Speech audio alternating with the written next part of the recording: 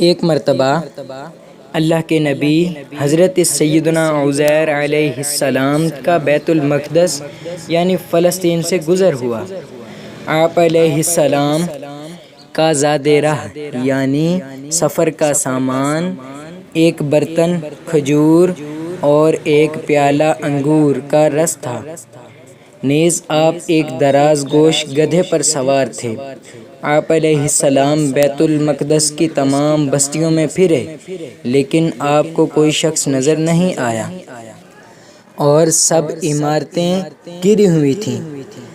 اس قدر ویرانی دیکھ کر آپ علیہ السلام نے تعجب سے کہا، اَنَّا یحیی ہذہ اللہ بعد موتہا۔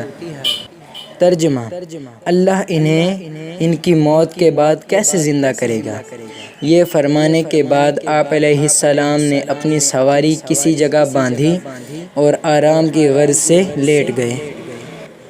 یہ صبح کا وقت تھا۔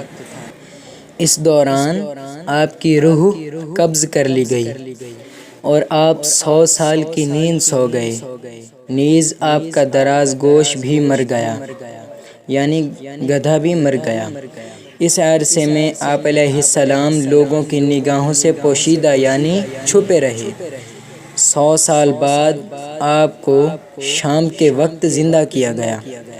اللہ نے آپ سے فرمایا، تم کتنے دن سے یہاں ٹھہرے ہوئے ہو؟ آپ علیہ السلام نے عرض کی، 1 دن یا اس سے کچھ کم وقت، کیونکہ آپ علیہ السلام کا یہ خیال تھا کہ اسی دن کی شام ہے جس کی صبح آپ آرام کرنے کے لیے لیٹے تھے۔ اللہ عز و جل نے فرمایا، تم یہاں 100 سال سے ٹھہرے ہوئے ہو، اپنے کھانے پینے کی چیزیں دیکھو، ویسے ہی صحیح سلامت ہیں، اور اپنا گدھا دیکھو کس حال میں ہے۔ جب آپ علیہ السلام نے کھجوریں اور انگور کا رس دیکھا تو واقعی دونوں کی تر و تازگی میں کوئی فرق نہ آیا تھا، جبکہ گدھا بالکل گل سڑ گیا تھا اور اس کے اعضاء بھی بکھر گئے تھے، صرف سفید ہڈیاں نظر آ رہی تھیں۔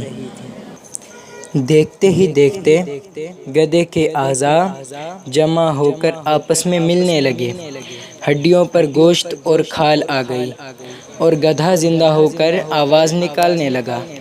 قدرت خداوندی کا یہ شاندار و بے مثال نمونہ دیکھتے ہی آپ علیہ السلام کی زبان پر جاری ہو گیا، میں خوب جانتا ہوں کہ اللہ عز و جل ہر چیز پر قادر ہے۔ تو دوستوں، اگر ویڈیو پسند آئے تو پلیز ہمارا چینل ضرور سبسکرائب کریں اور ویڈیو کو بھی ضرور لائک کریں۔ ٹھیک ہے، السلام علیکم ورحمۃ اللہ وبرکاتہ۔